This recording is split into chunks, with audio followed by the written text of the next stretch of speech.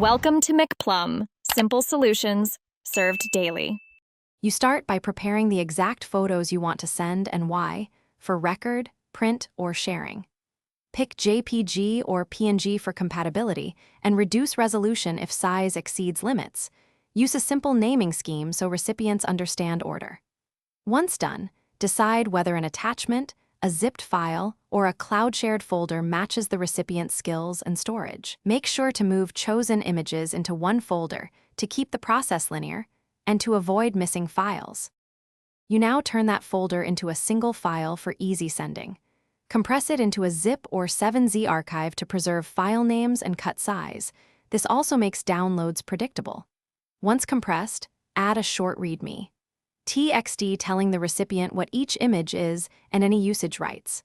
If privacy matters, password protect the archive or set cloud link permissions to view only. This step prevents accidental edits and keeps the transfer professional and secure. You finish by sending the file and confirming the recipient can access it. Attach the zip to an email or messenger, or upload to cloud storage and paste the share link into your message. Once sent, communicate the password or access steps in a separate channel for security and ask the recipient to confirm download and view.